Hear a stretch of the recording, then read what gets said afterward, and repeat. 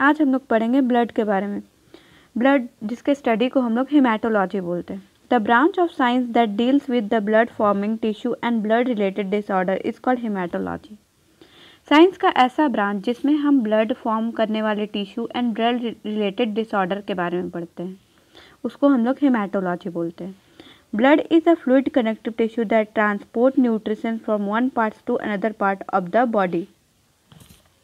Blood एक fluid connective tissue है जो ट्रांसपोर्ट करता है न्यूट्रिशन को वन पार्ट एक जगह से दूसरी जगह बॉडी में। William Harvey first discovered the circulation of blood in human body. जो हमारे साइंटिस्ट थे विलियम हार्वे, उन्होंने 1968 में उन्होंने फर्स्ट डिस्कवरी की थी सर्कुलेशन ऑफ ब्लड की ह्यूमन बॉडी में। देन आगे हम लोग देखेंगे physical characteristic of blood. Blood volume of blood present in our body in 5 to 6 litre.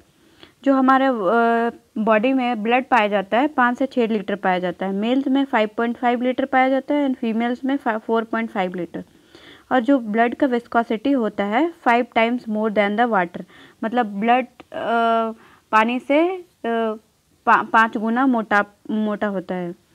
pH of blood 7.4। Blood का pH 7.4 होता है। Blood slightly alkaline in nature. हम लोग का ब्लड जो होता है वो स्लाइटली अल्कलाइन इन नेचर होता है। Specific gravity of blood 1.050 to 1.060 होता है, जो कि यूनिट लेस होता है। देन आगे हम लोग देखेंगे फंक्शंस ऑफ ब्लड। इसमें देखेंगे कि हमारा ब्लड क्या क्या फंक्शन परफॉर्म करता है। Transport function, regulative function and defence function. Transport of nutrition, oxygen and carbon dioxide and waste products and hormone. जो हम लोग का oxygen, nutrition and carbon dioxide का ट्रांसपोर्ट करता है one part to another part of the body.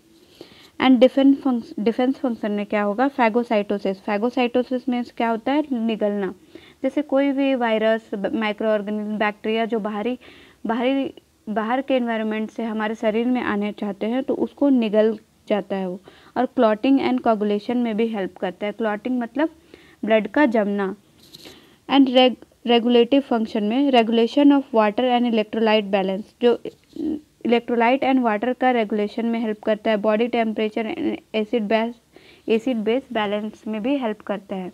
जो हमारा body temperature and acid base को बैलेंस में भी मेंटेन करता है हमारा ब्लड। देन हम लोग आगे देखेंगे कंपोजिशन ऑफ ब्लड।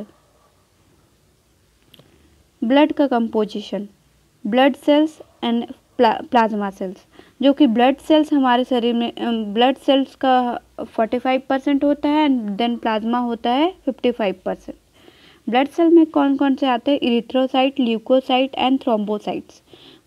इरिथ्रोसाइट को ही हम लोग आरबीसी बोलते हैं एंड ल्यूकोसाइट को हम लोग डब्ल्यूबीसी, वाइट ब्लड सेल बोलते हैं एंड थ्रोम्बोसाइट को हम लोग प्लेटलेट्स बोलते हैं। जो हमारा डब्ल्यूबीसी है वो फिर से डिवाइड किया है ग्रैन्युलोसाइट एंड ए ग्रैन्युलोसाइट।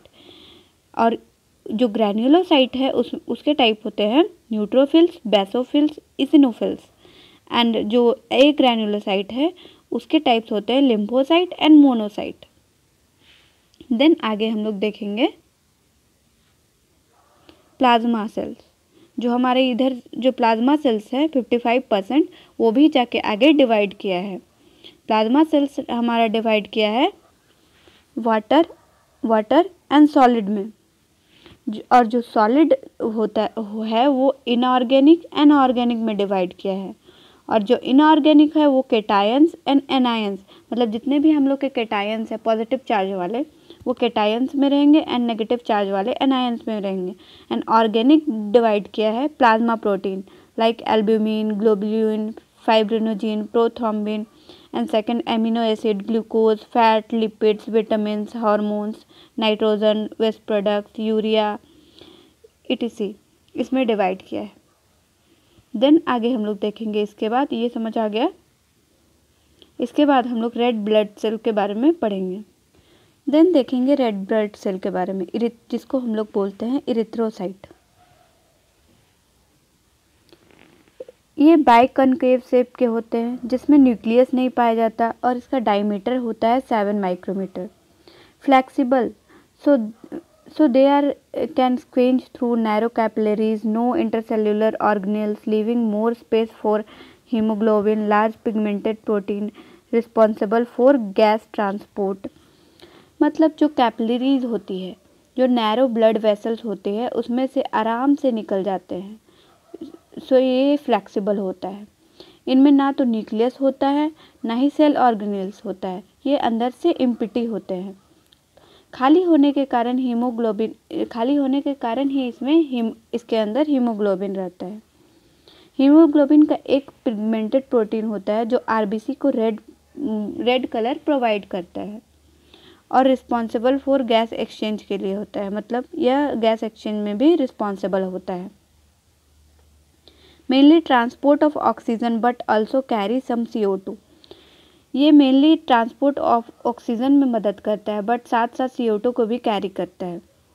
आरबीसी डिवाइड नहीं करता है क्योंकि उसमें न्यूक्लियस नहीं होता है और ये कंटिन्यूअसली बनते रहते हैं। ये लिखा हुआ है RBC can not divide, so need to continuously replaced by new cells from red blood bone marrow.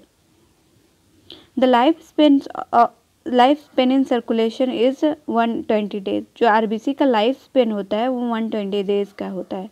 Haemolysis occurs in spleen, bone marrow and liver. मतलब हीमोलाइसिस मतलब आरबीसी का टूटना, जो कि होता है स्प्लीन में, और स्प्लीन को ही हम लोग ग्रेवयार्ड ऑफ आरबीसी बोलते हैं। देन हम लोग आगे देखेंगे WBC, जिसको हम लोग वाइट ब्लड सेल बोलते हैं, जिसको ल्यूकोसाइट भी बोला जाता है। WBC are almost round shaped. ये हम राउंड शेप्ड के होते हैं। लाइफ स्पेन और WBC इज 13 डेज। इसका लाइफ स्पेन होता है 13 डेज। आरबीसी का कितना था? 120 days. WBC are formed in bone marrow, lymph node and thymus gland and spleen. RBC bone marrow में ही बनता था, लेकिन WBC bone marrow, lymph nodes, thymus glands and spleen में भी बनता है।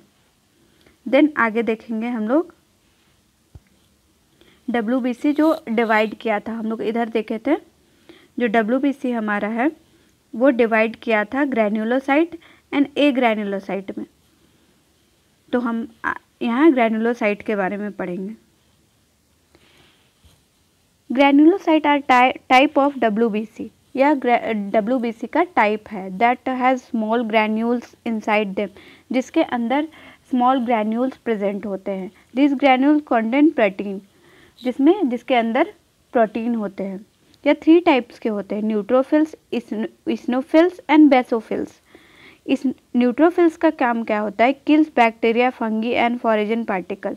जो बैक्टीरिया एंड फंगी हमको अटैक करते हैं उसको किल्स करता है, एंड फॉरेन पार्टिकल मतलब जो हमारा बाहरी इन्वायरमेंट से हमारा बैक्टीरिया, वायरस जो हमारे बॉडी को इन्फेक्ट करता है उन लोग को किल करता है। इस्नोफिल क्या करता है? Participating immediate allergic reaction. जो हमारा एलर्जिक रिएक्शन होता है, जैसे हर आदमी को अलग अलग चीज़ से एलर्जी होता है, तो वो एलर्जिक रिएक्शन जो इंस्टेंट होता है उससे हम लोग को इस्नोफिल मदद करता है कंट्रोल करने में। Basophils help defend your body from allergens and pathogen and parasite. मतलब ये डिफेंड करता है हमारे बॉडी को एलर्जिक रिएक्शन से एंड पैथोजन से एंड पैरासाइट से। देन आगे हम लोग देखेंगे agranulocyte. Agranulocyte are the type of WBC। यह भी WBC का टाइप है। That have no granules in cytoplasm, जिसके साइटोप्लाज्म में एक भी ग्रैन्यूल्स प्रेजेंट नहीं होता है। ये 2 टाइप्स के होते हैं, मोनोसाइट एंड लिम्फोसाइट। मोनोसाइट का काम क्या होता है? Find and destroy germs and eliminate infected cells. ये फाइंड करता है एंड डिस्ट्रॉय करता है जर्म्स को मारता है एंड एलिमिनेट करता है। लिम्फोसाइट का काम क्या होता है? एंटीबॉडी प्रोडक्शन में यह हेल्प करता है। लिम्फोसाइट हमारा एंटीबॉडी प्रोडक्शन में हेल्प करता है। देन हम लोग लास्टली देखेंगे प्लेटलेट्स। प्लेटलेट्स क्या करता है? They have very small colourless and non nucleated disc. यह कलरलेस होता है एंड नॉन न्यूक्लिएटेड होता है। डायमीटर इज़ अबाउट 2.5 माइक्रोमीटर, इसका डायमीटर 2.5 माइक्रोमीटर होता है। लाइफ स्पेन 9 डेज़ का होता है। एंड फंक्शन क्या होता है इसका? Helps to blood clotting and preventing from blood loss, मतलब इसका काम होता है ब्लड को क्लॉट करना, ब्लड को जमाना एंड ब्लड लॉस से हेल्प करना, मतलब मदद करना, ब्लड लॉस ना होने देना। Then thank you.